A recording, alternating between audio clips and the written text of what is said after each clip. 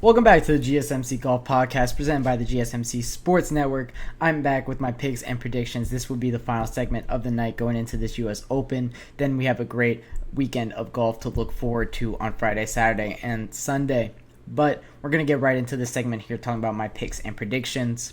My favorite pick before this week or before this today was Rory McIlroy, winner. I believe he was at a plus 650 on most books to win.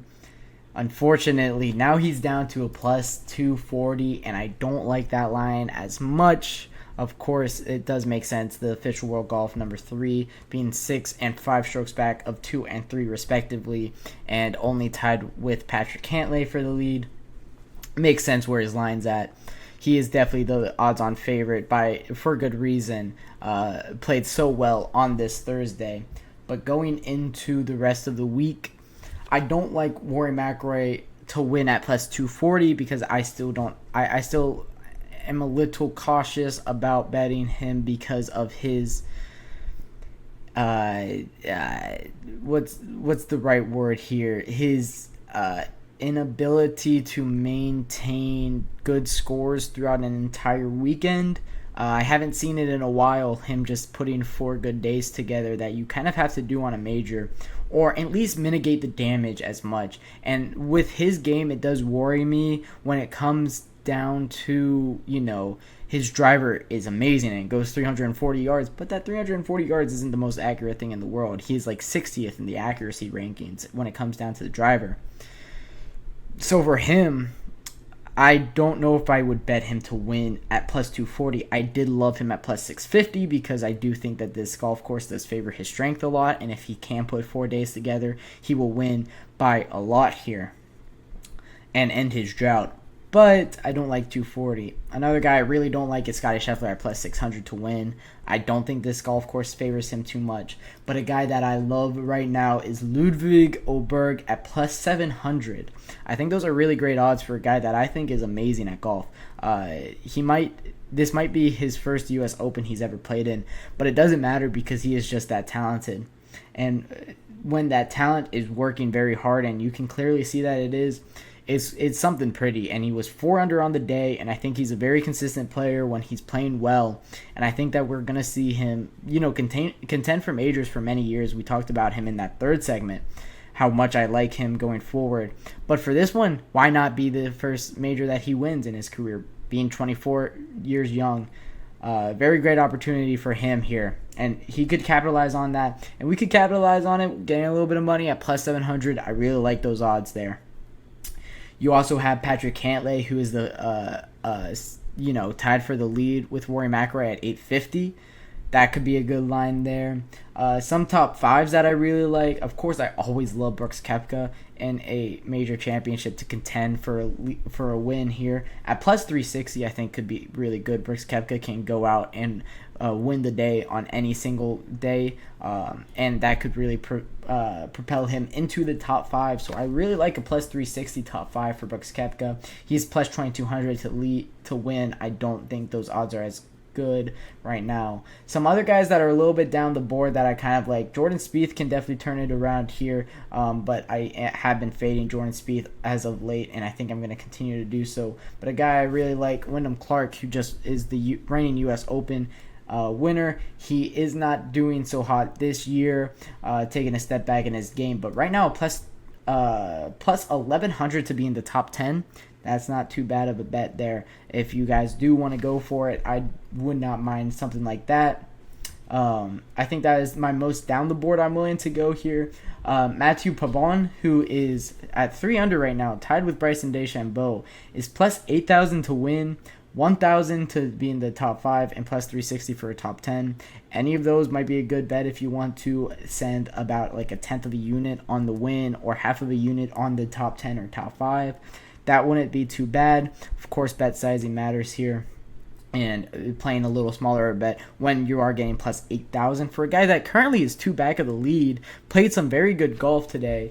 For Matthew Pavon, it was looking at his scorecard. Of course, he's tied for 4th with Bryson DeChambeau. It was an eagle on 5, birdie on 8, eagle on 10, and then he bogeyed 2 holes to finish it out. but for a while there, he was the leader. He eagles both par fives on this golf course, so a guy that can really go out there and get it on a par five. I really like him in a golf course like this. For Matthew Pavon at plus 8,000 might not be too bad of a bet. If you bet, let's say your unit is $100, and if you bet $10, that gets you a return of $800. So you're up 8 units if you do something like that. Could be a good idea there for Matthew Pavon if you want to do a down bet like that. I do like that a lot. But as for the leaders, Bryson DeChambeau comes in with a little low of lines for my liking. Of course, his overall hype that he's gotten on the year gets him to a point like this, being plus 750 now to win when he is 2 strokes back. But as for the overall winner and who I do believe would win, setting lines aside, setting betting aside, who just I believe would win this weekend. I have been fighting internally between 2 guys. Those 2 guys have been Ludwig Oberg and Rory McIlroy are my 2 favorites right now to win this golf course, or to win this golf tournament.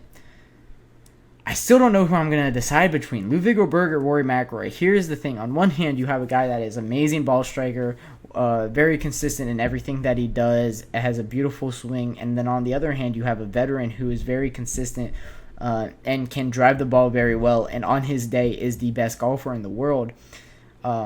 He is one of the best around the greens players in the field as well. So I don't know who I want to favor in this golf course. When it's a very difficult golf course like this, and when it's a major like this, I think you got to side with the veteran. And I think this is the tournament that ends Rory McIlroy's 10-year drought to win a major championship. I think he gets his 5th major championship and puts himself right back in that best golfers of this era conversation with Brooks Koepka, with Jordan Spieth, with Dustin Johnson, with Scottie Scheffler. I think that he can definitely do it here, and I do believe in Rory McIlroy to end his drought.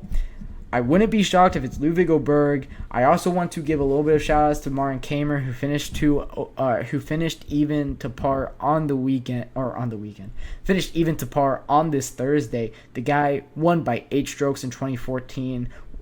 We're not seeing the same level of consistent success here as we did in 2014, but definitely a guy that can go out and win this golf tournament if he returns to that form that he found in 2014.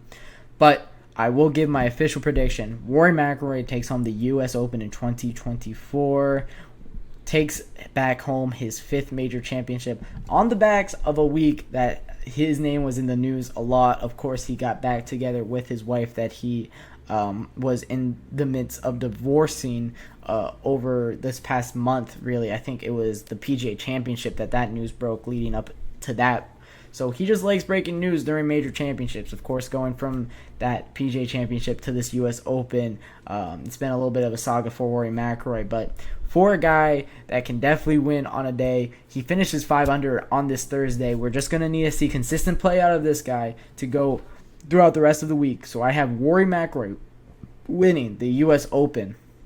But that'll wrap it up for this GSMC Golf Podcast, brought to you by presented by the GSMC Sports Network. Thank you all for your support throughout this week, and I hope you guys do enjoy this U.S. Open. That it seems to be like it's going to be a fun finish and fun weekend of golf here. Thank you guys for all of your support. If you do want to support us some more, you could always like the video, subscribe to the GSMC Sports Network or GSMC Podcast Network.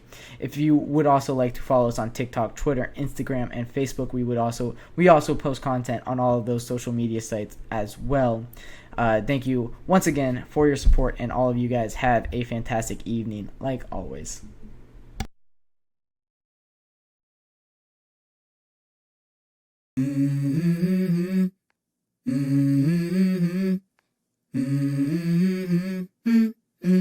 Let's go.